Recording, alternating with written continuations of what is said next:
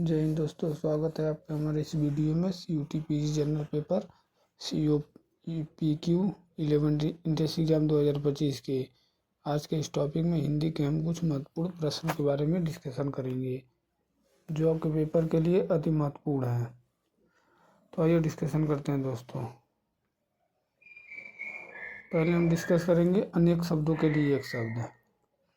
तो आइए एक एक सवाल को हम देखते हैं। पहला सवाल है हमारा, कंजूसी से धन व्यय करने वाला।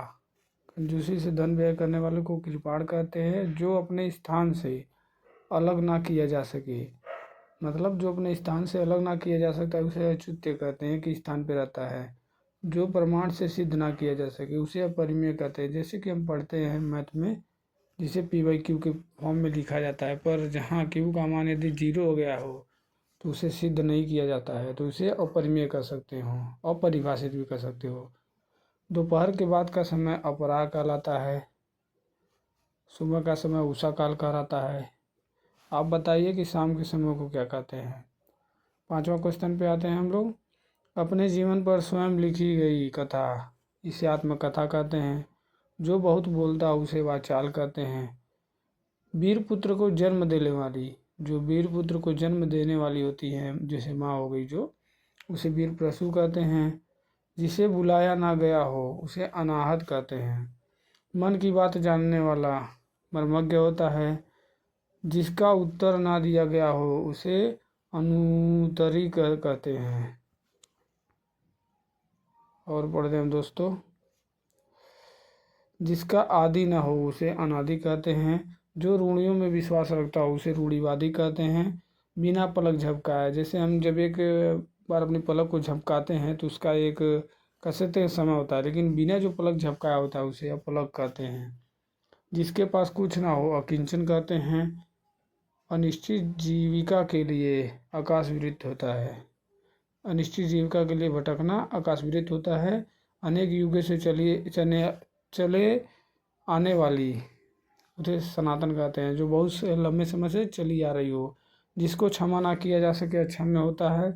जिस पर मुकदमा चल रहा हो अभियुक्त होता है।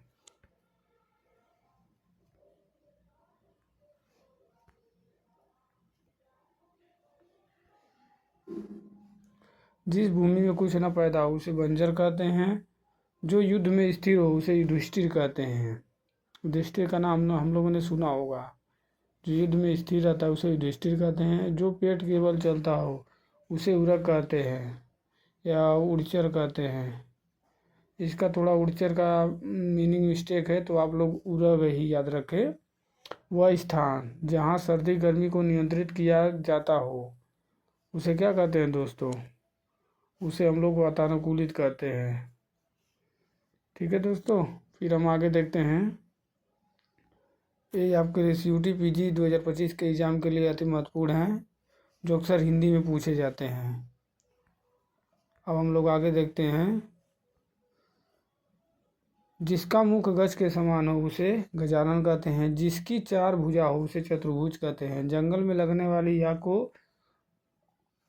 अनावल कहते हैं। मतलब यहाँ पे थोड़ा गलती हो गया है। जठर में लगने वाली आग, जठर जैसे हमारे जो पेट में आग लगती है उसे जठराग्नि कहते हैं। 2 वस्तुओं का आपसी अभाव अन्योभाव कहलाता है।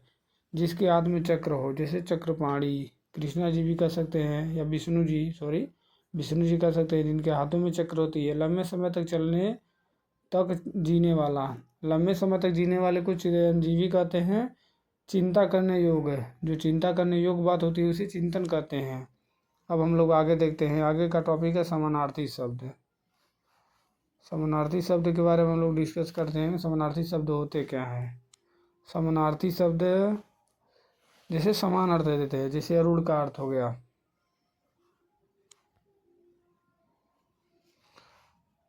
अरूढ़ का अर्थ होता है सूर्य, सूर्य का सारथी। अतुल, अतुल मीन्स होता है अनोखा। अनुपम, अनोखा हो गया, अनुपम हो गया।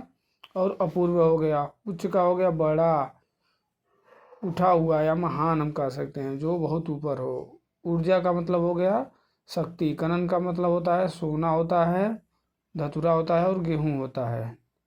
कोकिला का होता है पाक होता है, कोयल होता है श्याम होता है, गुस्सा का होता है आपका क्रोध, अमर्ष या रोष। अब हम लोग आगे देखते हैं।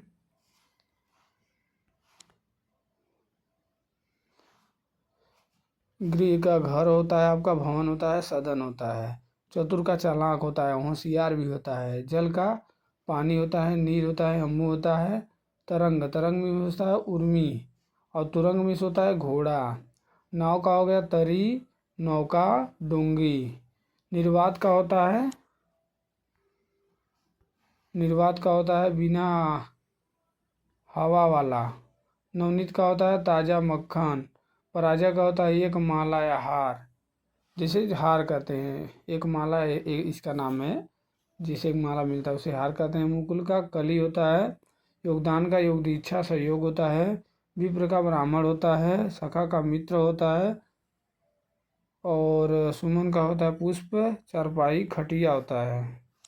ठीक है दोस्तों। पाठशाला का आपका होता है विद्यालय।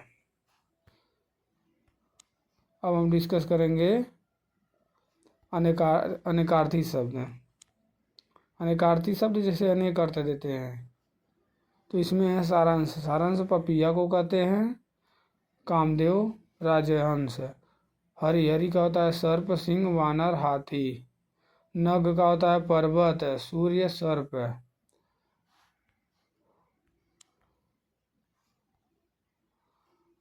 जल का होता है प्राण, पुत्र जीवन। अंबर का होता है वस्त्र, आकाश मेघ बादल।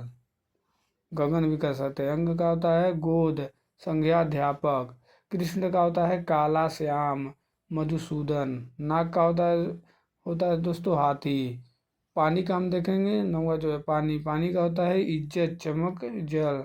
लक्ष्य का होता है निशाना, उद्देश्य।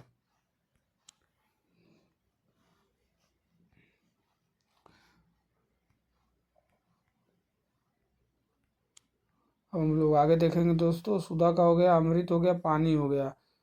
और द्विज, द्विज का हो गया पक्षी हो गया, दांत हो गया, पाणी ब्राह्मण चंद्रमा।